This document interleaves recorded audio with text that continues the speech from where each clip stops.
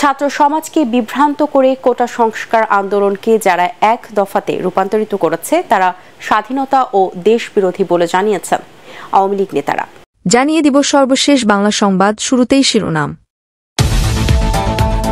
আর আওয়ামী লীগ এমন একটি দল সময় কিন্তু তিনি আরো অনেক ভয়ঙ্কর ভাবে আসবেন এবং তিনি তাই করছেন। মির্জা ফখরুল ইসলাম আলমগীর সাহেব হয়তো তারই ইঙ্গিত দিয়েছেন। 15 দিনের মধ্যে আমরা কার্যকর পদক্ষেপ দেখতে চাই, অন্যথায় কারো চেয়ার থাকবে না, এইখানে আর দাঁড়াবো না। আওয়ামী লীগ ফিরে আসলে কেউ বাঁচতে পারবে না। আওয়ামী লীগ ফিরে আসলে বিশেষ করে যারা বিপ্লবের নেতৃত্ব দিয়েছে, যারা প্রত্যেকটা জেলায় নেতৃত্ব দিয়েছে, এদেরকে ধরে ধরে আওয়ামী লীগ ফাঁসিতে ঝুলাবে। ও তোমরা ঘুমাইবা এসির ভিতরে আর ওরা ঘুমাইবা জাহান্নামের ভিতরে। এই সমন্বয়কের নামটা আর মানুষ শুনতে চায় না, এটা একটা বিষাক্ত নাম হয়ে গেছে।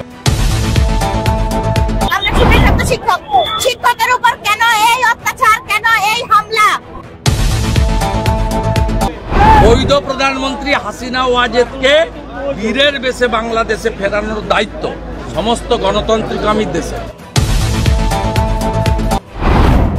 প্রকাশকের দেয়া স্ট্যাটাসকে কেন্দ্র করে উত্তেজনা দেখা দেয়। পরিস্থিতি সামাল দিতে প্রকাশক শতাব্দী ভবকে গ্রেফতার করে পুলিশ।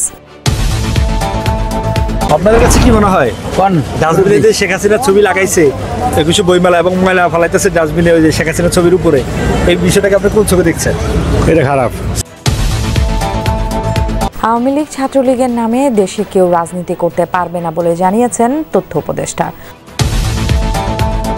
এইগুলো কত টাকা করে বিক্রি করতে পারবেন? বিক্রি করবো না, টয়লেট দমু। বহির্বিশ্বের 3 কোটি প্রবাসী মিলে রেমিটেন্স শাটডাউনের মতো কর্মসূচি আমাদের ঘোষণা হতে পারে।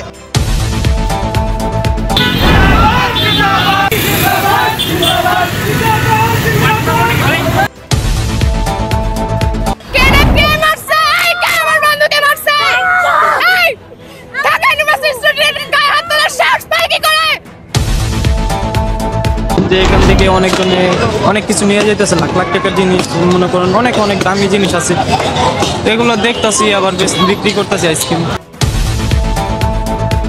আমি বলেছিলাম না যে শেখ হাসিনার রক্তে রক্তে পলিটিক্স মিশে আছে, জাত পলিটিক্যাল ফ্যামিলির মেয়ে, এমনি এমনি বলিনি।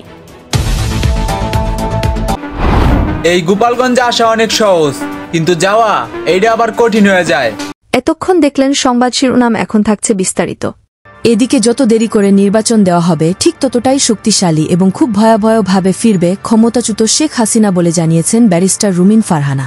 সেই মানুষগুলো একটা সময় তো ভাবতে বাধ্য হবে যে প্রতিদিন এখন যা হচ্ছে, কারণ প্রত্যেকের জীবনে কিন্তু এটা এফেক্ট করছে নিকোল।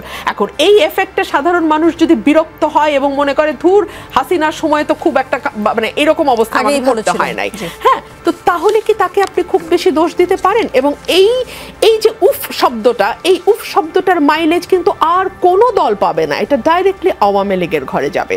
সুতরাং আওয়ামী লীগ যদি মনে করে নির্বাচনটা আরো কিছু দূর পেছানোর জন্য যদি কিছু সমস্যা তৈরি করা যায় এবং তারা সেটা করে, তাকে তো আসলে খুব অস্বাভাবিক বলা যায় না। আর আওয়ামী লীগ এমন একটি দল, এই সময় কিন্তু তিনি আরো অনেক ভয়ঙ্কর ভাবে আসবেন এবং তিনি তাই করছেন। মির্জা ফখরুল ইসলাম আলমগীর সাহেব হয়তো তারই ইঙ্গিত দিয়েছেন। শুধু তাই নয়, গণ অধিকার পরিষদের কর্মী রাশেদ খান বলেন আওয়ামী লীগ যদি সুযোগ পায় তাহলে অনেক ভয়াবহভাবে ফিরবে আর অন্য দলের নেতাকর্মীদের এক এক করে ফাঁসিতে ঝোলাবে বলে মন্তব্য করেন এই রাশেদ খান। আওয়ামী লীগ ফিরে আসলে কেউ বাঁচতে পারবে না। আওয়ামী লীগ ফিরে আসলে বিশেষ করে যারা বিপ্লবের নেতৃত্ব দিয়েছে, যারা প্রত্যেকটা জেলায় নেতৃত্ব দিয়েছে, এদেরকে ধরে ধরে আওয়ামী লীগ ফাঁসিতে ঝুলাবে। এছাড়াও বর্তমান সমন্বয়কদেরকে নিয়ে করা মন্তব্য করেন এই সেই যুবক। আমি 32 নম্বর বাড়ি নিয়ে একটু কথা বলবো। এই 32 নম্বর বাড়ি 5ই আগস্ট এটা তো ভাঙ্গা ফেলাই হয়েছে, নতুন করে ভাঙ্গা এটারে রুলডোজা দিয়া, এটা আসলে মানুষের কাজ হইতে পারে না। এখানে একটা হকার মার্কেট দিতে পারতো, একটা মাদ্রাসা দিতে পারতো, একটা গরিবের জন্য বাজার দিতে পারতো, মানুষ কিছু কইরে খাইতো, কিন্তু এটা ভাঙ্গা ঘুরেই দিয়া এটা কোনো দিন। এখন যে এই যে আপনার 32 নম্বর যে বাড়িটা ভাঙ্গে দিছে, ওখান থেকে বাড়ি ভাঙ্গার পর কি ওই বাড়ি ভাঙ্গার থেকে শেখ হাসিনা বেরিয়েছে না ওবায়দুল কাদের বেরিয়েছে? তো এদেশে আইন আছে, আইন বিচার করবে ভাই। এই দেশের ভিতর উচ্ছৃঙ্খলা কইরেন না। আমি সমন্বয়কের যারা আছেন, নাহিদেরে, হাসিবেরে, সাজিদেরে বলবো, হ্যাঁ, আপনাদের বক্তৃতার কারণে দেশ অনেক মানুষের ক্ষতি হইতেছে। এমন কোনো বক্তৃতা দিয়েন না যেই বক্তৃতার কারণে মানুষ হত্যা হইতেছে, হ্যাঁ, মানুষের মাথা ফাইটিয়া যাইতেছে, মানুষের হাত যাইতেছে, মানুষের চোখ যাইতেছে, এই সমন্বয়কের নামটা আর মানুষ শুনতে চায় না, এটা একটা বিষাক্ত নাম হয়ে গেছে। অন্যদিকে আবার গণ অধিকার পরিষদের চেয়ারম্যান নুরুল হক নূর অন্তর্বর্তীকালীন সরকার সহ উপদেষ্টাদের টার্গেট করে মাত্র 15 দিনের সময় বেঁধে দিয়েছে সরকারকে।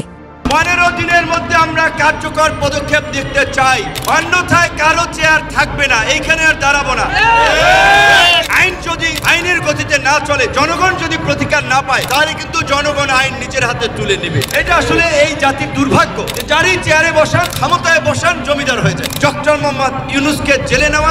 এই সময়ের মধ্যে কার্যকর পদক্ষেপ না নেওয়া হলে অন্যথায় কারো কালো চেয়ার থাকবে না বলে অন্তর্বর্তীকালীন সরকারকে হুঁশিয়ারি দেন এই ভিপি নুরুল হক নূর।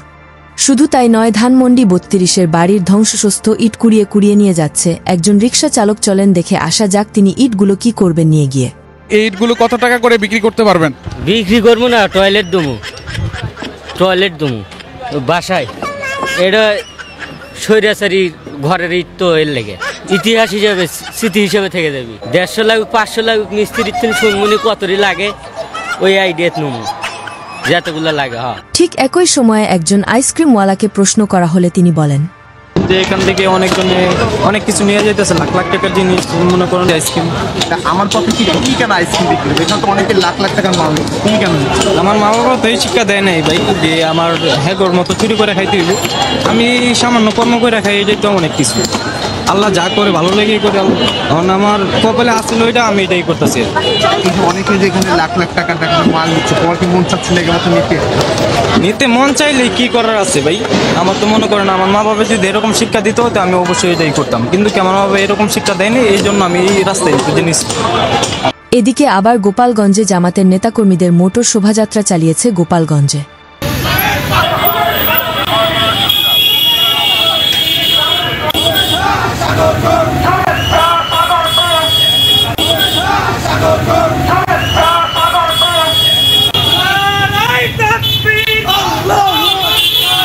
তসলিমা নাসরিনের বই ও প্রকাশকের স্ট্যাটাসকে নিয়ে বইমেলায় উত্তেজনা সৃষ্টি হয়, যা নিয়ে অনেকটাই উত্তেজনা দেখা যায় সেই বইমেলাতে। আলম জানান তার বিরুদ্ধে মামলা দায়ের এবং সব্যসাচী স্টলটা বন্ধ রাখা হয়েছে। এদিকে বইমেলায় এমন ঘটনার তাৎক্ষণিক প্রতিবাদ জানিয়ে মিছিল করেছে কয়েকটি ছাত্র সংগঠন। বাংলা একাডেমির যে কর্তৃপক্ষ তাদের সাথে কথা বলেছি, হ্যাঁ, এটা স্টল বন্ধ থাকবে। 2 নম্বর, তার বিরুদ্ধে যে অভিযোগ আছে তাকে আমরা এখন গ্রেপ্তার করতেছি, নিয়ে যাব। সব্যসাচীর উপর যে ন্যাক্কারজনক হামলাটা করলো, আমরা এটা তীব্র নিন্দা জানাচ্ছি। আজকে যে ঘটনা, সেই ঘটনার দায় কিন্তু আমাদের এই ইন্টারিম সরকার, অন্তর্বর্তীকালীন সরকার এবং তার যে দায়িত্বপ্রাপ্ত লোকজন রয়েছেন তারা কেউই এড়াতে পারেন না। এদিকে আবার অন্য রাজনৈতিক দলেরও কেউ অপরাধ করলে ছাড় দেওয়া হবে না। সেই সাথে আওয়ামী লীগ, ছাত্রলীগ কোনোভাবেই নির্বাচনে অংশগ্রহণ করতে পারবে না বলে জানিয়েছেন তথ্য উপদেষ্টা নাইদ ইসলাম। বিভিন্ন জায়গা থেকে ফ্যাসিবাদের দোষরা নানা ধরনের আস্ফালন দেওয়ার চেষ্টা করে। আমরা বলতে চাই যে জুলাই মাসকে ভুলে যাবেন না, জুলাইয়ের চেতনা শেষ হয়ে যায়নি। যদি বিন্দু পরিমাণ আস্ফালনের চেষ্টা করেন, আমরা দ্বিগুণ শক্তিতে প্রতিহত করব আপনাদেরকে। অন্তর্বর্তী সরকার রয়েছে, আমরা আইনের ভিত্তিতেই বিচার নিশ্চিত করতে চাচ্ছি। আইনের ভিত্তিতেই আমরা আওয়ামী লীগকে দল হিসেবে কাঠগড়ায় দাঁড়া করাবো এবং আমরা বলেছি যে আওয়ামী লীগ এবং ছাত্রলীগ এই মতাদর্শ এবং এই নামে বাংলাদেশের রাজনীতি করতে পারবে না। এদিকে আবার শাহবাগে আন্দোলনে নেমেছেন প্রবাসীরা। তাদের দাবি না মানা হলে রেমিটেন্স বন্ধ হওয়ার ঘোষণা দিয়েছেন এই প্রবাসীরা। যদি ছাত্র আন্দোলনের ডাকে দুবাই, সৌদি আরব, কাতার সহ বহির্বিশ্বে আলোড়ন জাগারো।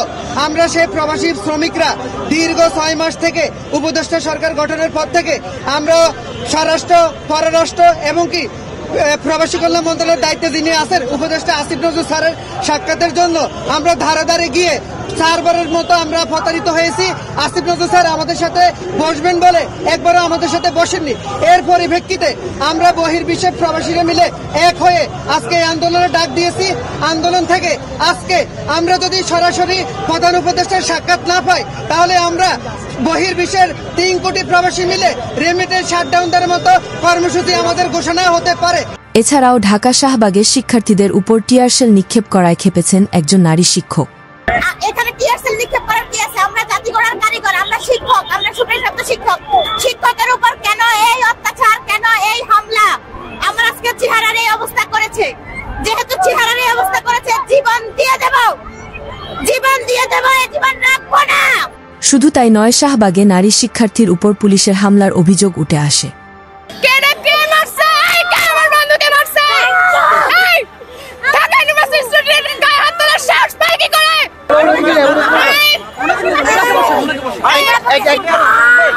শুধু এই বাংলায় নয়, এবার ওপার বাংলা থেকে বিজিবির নেতা শুভেন্দু অধিকারীর বলেন, ৭১-এর যুদ্ধে জয় পেতে ১৫ মাস লেগেছে, এটা তো 5 মাস হয়েছে। তাড়াহুড়া করছেন কেন? বৈধ প্রধানমন্ত্রী হাসিনা ওয়াজেদকে বীরের বেশে বাংলাদেশে ফেরানোর দায়িত্ব সমস্ত গণতান্ত্রিকামী দেশে। এছাড়াও বইমেলাতে ক্ষমতাচ্যুত শেখ হাসিনার প্রতিচ্ছবি দিয়ে ডাস্টবিন বানানোর কারণে সেইখানের কিছু সাধারণ জনতা বলেন, আপনাদের কাছে কি মনে হয় ডাস্টবিনে যে শেখ হাসিনার ছবি লাগাইছে, কিছু বইমেলা এবং ময়লা ফালাইতেছে ডাস্টবিনে ওই যে শেখ হাসিনার ছবির উপরে, এই বিষয়টাকে আপনি কোন চোখে দেখছেন? এটা খারাপ করছে। আপনার কাছে কি মনে হয়? খারাপ, আমরাও কই খারাপ। আপনি বলতে চাচ্ছেন যে ডাস্টবিনে ওনার ছবি লাগে যে ময়লা ফালাচ্ছে, এটা সঠিক হইতাছে না। না, এই জন্য ওটা আমার তার বদনাম না তো, আমার দেশের বদনাম, আমার জাতির বদনাম। আমরা মুসলমান, এক জাতি। যারা এই কাজটা করছে তারাও যারা সুন্দর, পরিশেষে ক্ষমতাচ্যুত শেখ হাসিনাকে নিয়ে চাঞ্চল্যকর তথ্য দিয়েছেন এই অনলাইন অ্যাক্টিভিস্ট। আমি যে বলেছিলাম না যে শেখ হাসিনার রক্তে রক্তে পলিটিক্স মিশে আছে, জাত পলিটিক্যাল ফ্যামিলির মেয়ে, এমনি বলিনি। ওনার সাথে ৭৫-এ যা ঘটেছিল, 2024-এর এই 32 ভাঙা বা যা কিছু হচ্ছে, এগুলো তার কাছে কিছুই না। বরং 32টা ভেঙে ওনাকে আরও বেশি শক্তিশালী করে ফেলেছেন। মনে হয় পৃথিবীর ইতিহাসের কোথাও কোনো রাষ্ট্রনায়ক বা কোনো সাধারণ মানুষের সাথে এমন ঘটনা ঘটেনি যেটা শেখ হাসিনার সাথে ঘটেছে। তো ওনার ওই যে স্বজন হারানোর বেদনা নিয়ে না অনেক ট্রল করা হয়েছে। আপনারা কি কখনো ভেবে দেখেছেন উনি এত লং টাইম যে ক্ষমতা ধরে রেখেছেন কিভাবে? এই স্বজন হারানোর বেদনা, এটার কারণে। আপনারা হয়তো বা ভাবছেন যে জুলাই আগস্টের মতো এই ফেব্রুয়ারিতে যা কিছু হচ্ছে এগুলোকেও জনগণ সাপোর্ট করবে। একদমই ভুল ভাবনা। এই জন্যই বলেছিলাম যে ঠান্ডা মাথায় হচ্ছে পলিটিক্স করতে হয়। যেহেতু পলিটিক্সের এখনও অনেক কিছুই আপনারা বুঝেন না, এই খেলটা আপনারা বুঝতে পারছেন না। হয়তোবা আমার এই কথাগুলো শুনে অনেকে আমাকে ভুল ভাবতে পারেন, কিন্তু একটু ভেবে দেখেন, আমি কিন্তু একটাও অযৌক্তিক কথা বলিনি। আমি নিজেও কিন্তু কোনো আওয়ামী লীগ বলেন, বিএনপি বলেন, জামাত বলেন, কোনো দলই করি না। আমি একজন সাধারণ মানুষ হিসেবে আমার যা কিছু মনে হয়েছে সেটাই আমি বলছি। একটু ভালো করে ভাবুন, ঠান্ডা মাথায় চিন্তা করে দেখেন কি করছেন আপনারা। Thank you. শেষমেশ ধানমন্ডি 32 ভেঙে ফেলার পর নেক্সট মিশন হতে পারে গোপালগঞ্জ। তাই গোপালগঞ্জের কিছু ছেলে টিকটকের মাধ্যমে ছাত্র জনতাকে জানিয়ে দিয়েছে, এই গোপালগঞ্জে আসা অনেক সহজ, কিন্তু যাওয়া এইটা আবার কঠিন হয়ে যায়। আর যারা কইতাছস গোপালগঞ্জের নাম অস্তিত্বই মুইসা দিবি, তাদের জন্য গোপালগঞ্জে ভরপুর আপ্যায়নের ব্যবস্থা করছি। আসবি কিন্তু, ঠিক আছে? আসিস। ভিডিওটি দেখার পর আপনার মূল্যবান মতামত আমাদেরকে কমেন্ট করে জানিয়ে দিতে পারেন। আমরা আপনার সেই মহামূল্যবান কমেন্টের রিপ্লাই দেওয়ার জন্য সর্বদা প্রস্তুত রয়েছি।